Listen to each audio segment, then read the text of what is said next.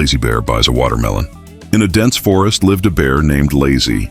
Every day, Lazy Bear did nothing but eat, sleep, eat again, and then continue sleeping. He especially loved dozing off under the shade of trees, only getting up lazily when the sun went down. One day, Lazy Bear heard that the forest was holding a watermelon contest. Every summer, the forest would choose the sweetest and biggest watermelon, and this year's champion would receive an enormous watermelon as the prize. The moment Lazy Bear heard there was a free watermelon to eat, his eyes lit up. "Great, I must join and win that watermelon. I love watermelons the most," he thought, eager to participate. But Lazy Bear had one bad habit. He always procrastinated. He liked to put things off until the very last moment. So he decided to take a nap first and wait until the weather cooled a bit before going. That day, the sun was blazing high in the sky, and Lazy Bear was snoring under the tree, completely unaware that the watermelon contest had already begun. It wasn't until the sun was about to set that Lazy Bear finally woke up. He rubbed his eyes, stood up lazily, stretched, and yawned.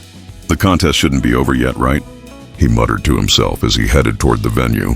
But when he arrived, the place was already empty. Only a small stall remained with a few watermelons on display.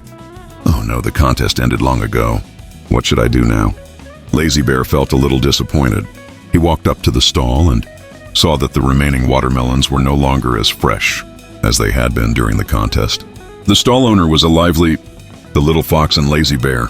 The little fox looked at Lazy Bear and asked, "Are you here to buy a watermelon?"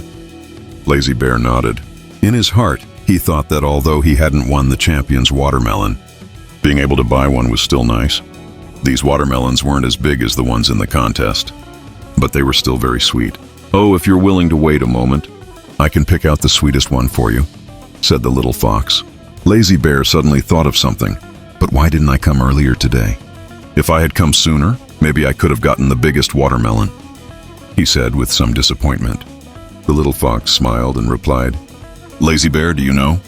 You missed the contest and the grand prize. But that doesn't mean you can't still have what you want. Look, these watermelons may not be big, but they're still delicious and sweet. Life is just like this. Even if you miss some opportunities, as long as you try, you can still find something that belongs to you." Hearing this, Lazy Bear suddenly felt relieved. He realized he couldn't always rely on laziness.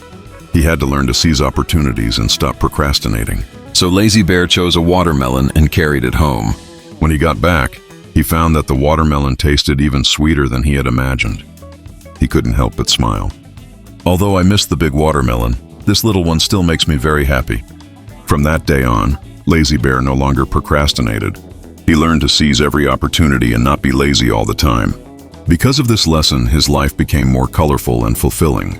Although he still enjoyed resting, he also knew how to act at the right time. The other animals in the forest noticed Lazy Bear's change and felt that he had become more energetic and motivated.